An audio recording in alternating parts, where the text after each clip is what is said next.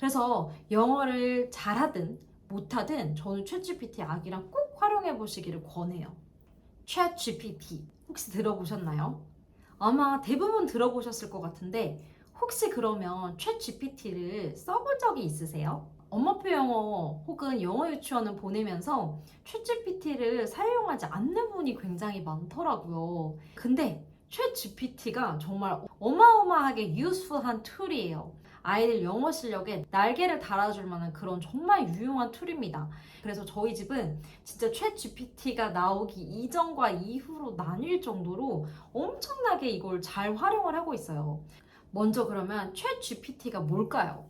챗GPT는 네이버나 구글에 이렇게 검색을 하는 검색 엔진이 아니라 생성형 인공지능이에요.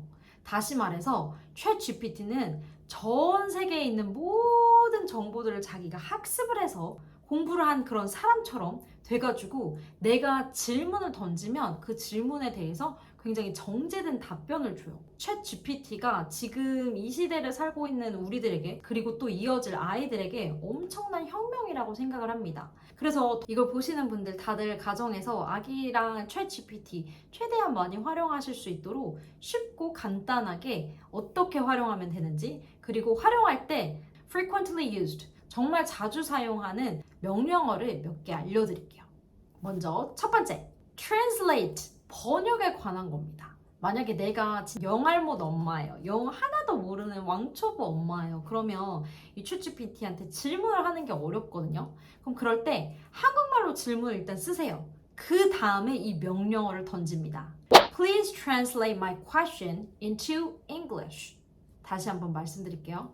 Please translate my question. 내 질문을 translate 해줘. 뭘로? Into English. 영어로 바꿔줘. 우리가 한글로 이렇게 탁탁탁 타이핑한 거를 쉐라락으로 영어 질문으로 바꿔요. 그럼 그 영어 질문에 대해서 챗 GPT가 영어로 답을 합니다.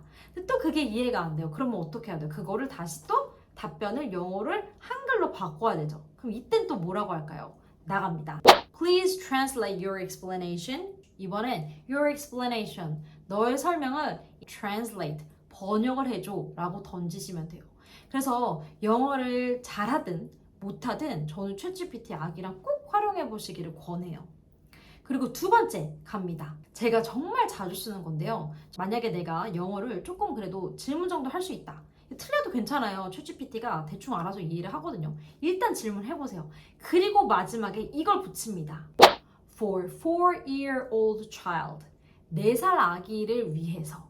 For 4-year-old child. 혹은 for 5-year-old child, for 6-year-old child. 그러면 굉장히 child friendly한 예문이나 child friendly한 단어로 얘가 구사를 해요. 미국식 나이, 다시 말해 만 나이로 하는 거기 때문에 우리 아이가 4돌에서 뭐 5돌 사이다 이루는 그렇거든요. 그러면 그냥 4돌이라고 생각해서 for 4-year-old child. 이거를 정말 많이 씁니다. 그러면 이 나온 답변을 아기한테 바로 공유를 해도 정말 손색이 없는 그런 이야기들이 나와요. 그러면 또 우리 한국인들 대부분 리딩은 또 되게 잘 되거든요. 답변을 리딩을 해주시면 돼요. 그럼 아기는 영상을 보고 이해하는 것처럼 엄마가 해준 말을 대부분 다 이해를 합니다.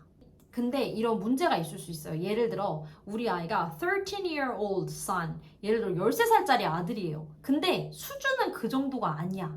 수준은 훨씬 그 13살짜리 그 남자에게 할 정도로 얘기를 하면 너무 어려워. 그럴 때는 어떤 걸 하면 좋으냐? 바로 단어의 수준을 한정을 지어주는 거예요. 갑니다.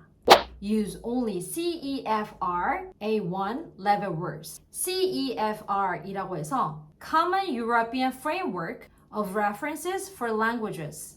그 언어에 대한 유럽 공통 기준이 있거든요. 근데 이게 A1, A2, B1, B2, C1, C2 이런 식으로 있어요. 그래서 A1은 정말 쉬운 단계고 C2는 제일 높은 단계. 논문에 나오는 그런 전문 학술적인 이런 용어까지 아우르는 거거든요. 그래서 A1 레벨의 words를 사용해줘 라고 하면 정말 쉬운 단어 수준들이 나와요. 그래서 만약에 내 아이가 나이는 좀 있는데 영어 수준은 그렇게 높지 않다. 혹은 for 7-year-old child 라고 던졌는데 나온 답변이 너무 어렵다. 그때 이 말을 하시면 돼요. 그리고 만약에 답변이 나왔는데 너무 길어요. 그럴 때가 많아요. 챗 GPT가 똑똑해서. 그럴 때 어떻게 해요? 짧은 답변을 원하잖아요. 그럼 뭐라고 하면 되겠어요? Shorter version please 라고 이렇게 쉽게 말하시면 돼요. 혹은 make it shorter. 이거 짧게 만들어줘. 이렇게 하시면 돼요. 그런데 짧게 만든다고 만들었는데 원래 이렇게 답변이 길게 나와서 그래도 답변이 길어. shorter, shorter, shorter 해서 줄여나갈 수도 있지만 그냥 내가 문장의 개수를 제한할 수도 있어요. Limit your response to 3 sentences. 너의 답변을 3 sentences. 3문장으로 제한해줘. 3문장까지만 답변 써줘. 혹은 limit your sentences to 2 sentences. 2문장으로만 해줘. 혹은 진짜 나는 핵심 한 문장만 듣고 싶다. Limit your response to only 1 sentence. 딱 한 문장으로만 알려줘. 라고 던지시면 돼요. 챗 GPT가 지금 이 시대를 살고 있는 우리들에게 그리고 또 이어질 아이들에게 엄청난 혁명이라고 생각을 합니다. 이전에는 내가 뭔가 궁금한 게 있었어요. 그럼 그 궁금한 거를 질문을 해소하기 위해서 검색 엔진에 팩트를 체크하는 검색을 하고 그리고 내가 그거를 고민해서 답변을 마련했다고 하면 지금은 뭔가 조금이나마 궁금한 게 있으면 그걸 정말 똑똑한 기계 챗 GPT가 답을 해줄 거라고 믿고 그 질문 자체를 그냥 던지면 돼요. 그래서 더더욱이 이 질문을 잘하는 법이 중요하고 또 이 질문을 영어로 어쨌든 좀 해볼 수 있는 연습을 하는 게 굉장히 중요하다고 봅니다. 왜냐면 우리가 translate이라는 그런 명령어를 던져서 translate 할 수 있어요. 하지만 life is accumulative. 삶이 이렇게 누적적이에요. 아이들이 이 챗GPT, 우리가 이 챗GPT 한 번 쓰고 땡일까요?